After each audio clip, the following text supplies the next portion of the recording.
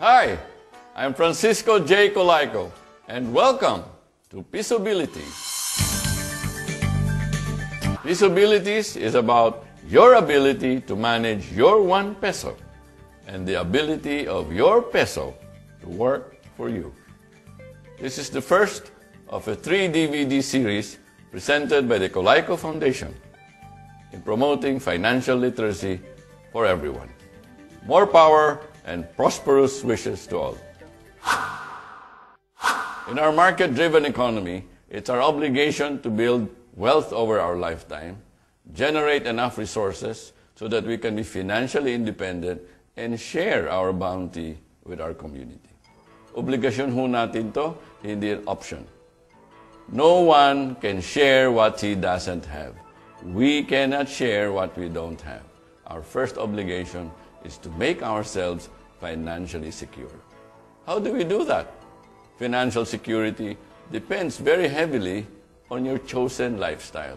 Yung ba lifestyle mo, yung kailangan meron kang 3 bahay, 2 kotse, 50 kotse, o sapat na ba sa iyo yung simpleng pamumuhay, ngunit masaya? A lifestyle to enjoy with your family, with your community. That is what lifestyle is all about. That is what financial intelligence is all about. We cannot share what we don't have. Paulit-ulit natin sinasabi yan.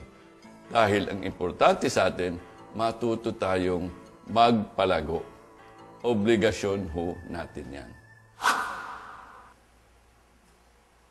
Wealth is very relative. It varies from person to person. It all depends on his chosen lifestyle, which is what we talked about earlier. For a simple lifestyle, you don't need too much money. For an excessive lifestyle, you need oodles of money. Very personal ang wealth. It's very relative as well. Yung pala ibig sabihin ng wealth. Hindi pa nga talaga ako mayaman. Itanong mo sa sarili mo, kung tumigil ka magtrabaho ngayon, gaano kang katagal mabubuhay sa mga savings o investment na meron ka ngayon? Ano meron ka ngayon? By income, yan yung kumikita tayo pag tayo gumugugol ng panahon o talento o pawis. Yan yung sideline o kaya mag-practice ng ating profesyon o yung bonus na gagaling sa ating employer kung empleyado tayo. Active income lahat yan. O kung may negosyo tayong pinapatakbo, active income pa rin yan. Yung passive income, yan yung perang kinikita ng pera natin. Halimbawa, nag-deposito tayo sa bangko, savings deposit o time deposit. Interest dyan, passive income. O meron tayong apartment, 2-3 pintuan. Yung renta dyan, kahit natutulog tayo, dumadating sa atin. Passive income din yan. Yan ang 2 kabayo natin sa buhay. Yung 1 kabayo, yan ang sasakyan natin. Yan ang kumikita tayo dahil pawis natin, talento natin, at panahon natin ang binibigay. Yun ang may 1 kabayo, yan natin isasakay yung ating perang naitabi. Siya naman ang palalaguin. Yan ang passive income. Pero wag tayo aasa sa active income. Dahil lahat tayo may kanya-kanyang sitwasyon. Yung iba, masama kalusugan. Yung iba may edad na. Yung iba kulang naman sa karunungan. Iba-iba tayong lahat. Sa kayang active income, may katapusan yan. Hindi natin kaya gawin yan sa buong buhay natin. Kapiraso lang ng buhay natin, kaya nating magpatakbo ng kabayo. Yung passive income, namamatay na tayo, kung meron tayong kaalaman dyan, kaya nating patakbuhin yan. Yan 2 yan, dapat sabay pinapatakbo. Passive and active income. We must ride these 2 horses at the same time. In everything you do in your life, meron kang kakampi at meron kang balakid. The same is true, yan din ang kalagayan kung pera ang pinag-uusapan. 3 ang kakampi natin sa pagpalago. Time o panahon, compounding, at saka leverage. Our first ally is time, panahon. It's the greatest democratizer. Rich or poor, kahit anong yaman mo, anong hirap mo, pare-pareho tayong 24 hours a day. Hindi mo kayang bilhin kahit anong yaman mo an extra hour. Ang importante, yung hamon, yung challenge sa atin is, paano natin gagamitin ang panahon? Second ally, compounding.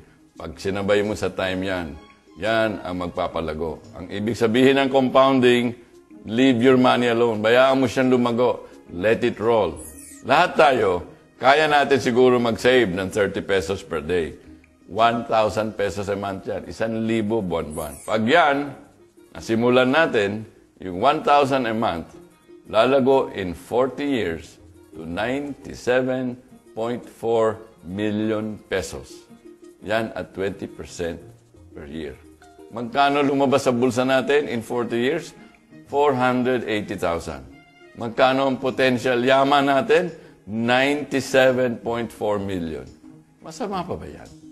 Yan ang power ng compounding.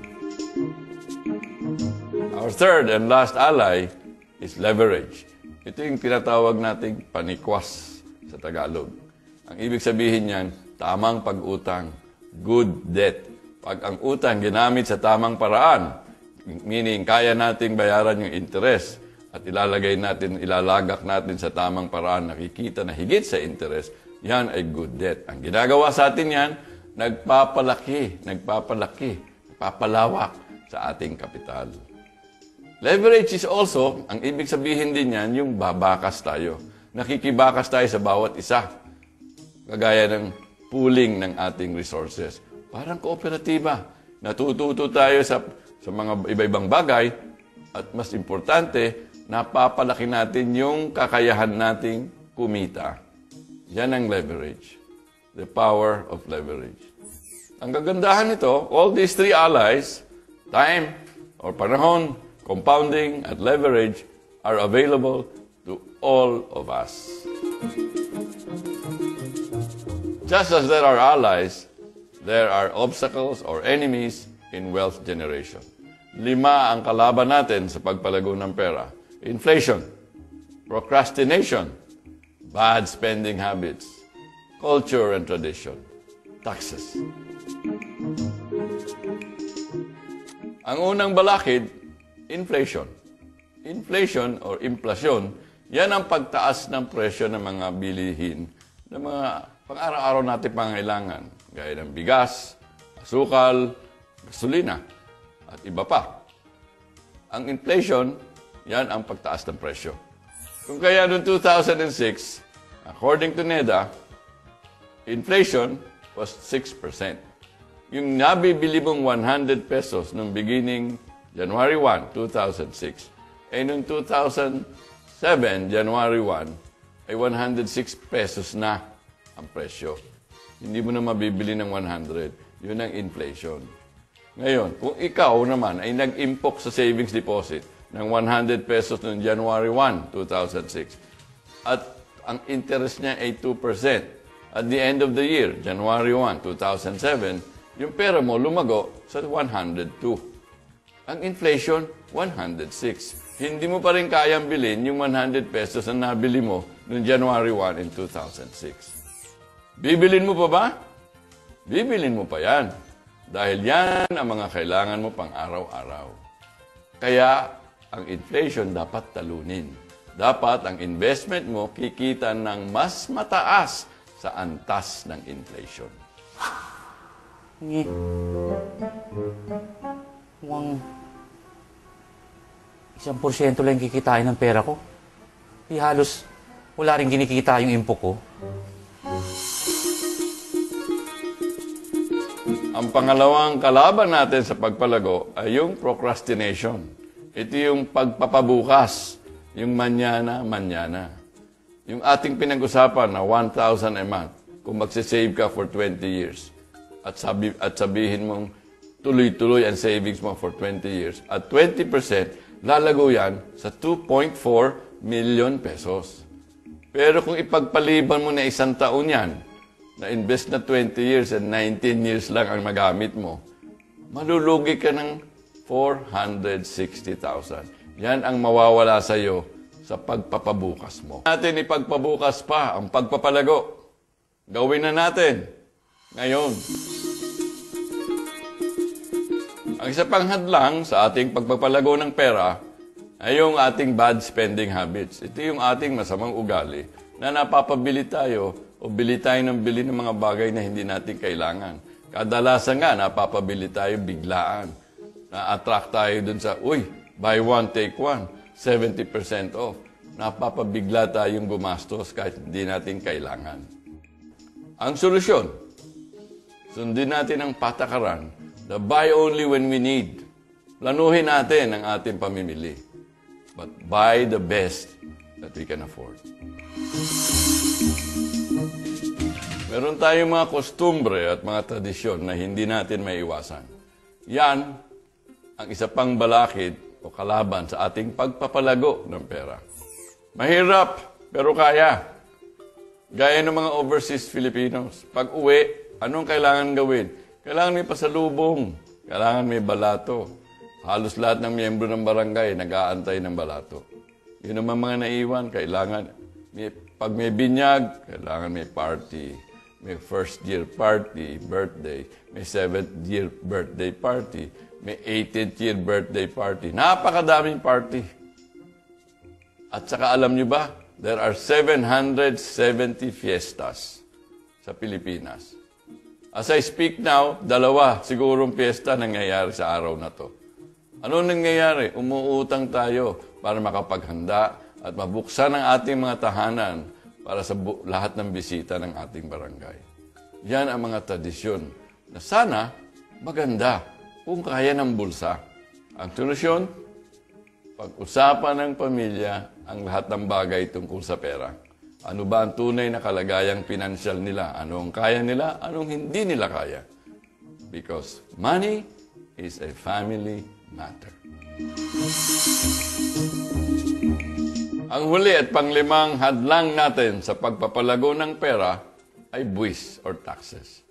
Every legitimate transaction, money transaction, ay may kahati ang ating pamahalaan o gobyerno.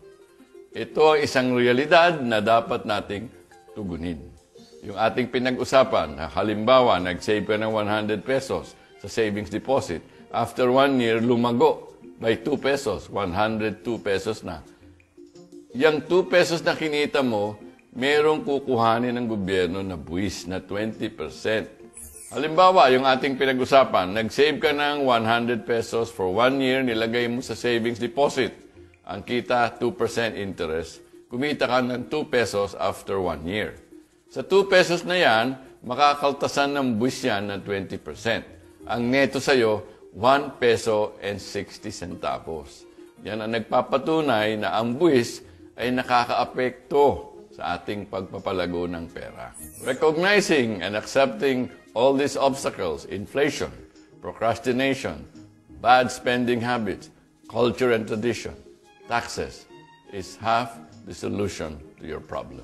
Now that you know who your allies are and who your enemies are, you can plan your journey to financial independence. What we discussed, what is the most important entity in this world that affects you financially? It's YOU Inc. You. Think of yourself as a company. And then, for whatever you earn, pay yourself by savings. Savings is paying yourself first. By the way, when you spend, you're paying others first. So how do you save? So what is the right way to save? Sa nakakarami, income minus expenses equals savings. As if savings kung ano lang ang matira. Mali yan. Yung iba naman, expenses minus income equals utang. Lalong mali. Ang savings hindi tira o ano lang matira. Ang savings, planned expense yan. Ang tamang equation, income minus savings equals expense. Yan ang tama. Pay yourself first. Planado ang savings. Because savings is also an expense. It's an expense that buys your future. Kailangan alamin mo kung bakit ka nagsisave at nag-i-invest. Ano ba yung tunguin mong pinansyal sa buhay mo? 3 basket ang dapat nating punuin. Unang basket, basket of protection. Basket ng lifestyle. Basket ng retirement. Basket of protection. We need to protect our greatest income-generating asset. Lalo na kung meron tayong pamilyang umaasa sa ating kinikita. Protektahan natin ang ating kinikita na kung sakali mawala tayo sa mundong ito, ay merong papalit sa ating kinikita para naman sustinahan yung ating pamilya. Kailangan natin protektahan ang ating mga pamilya sa ating buhay at ating kalusugan. Isiguro natin ang ating buhay at ang ating kalusugan. Ang pangalawang basket ay ang basket ng lifestyle.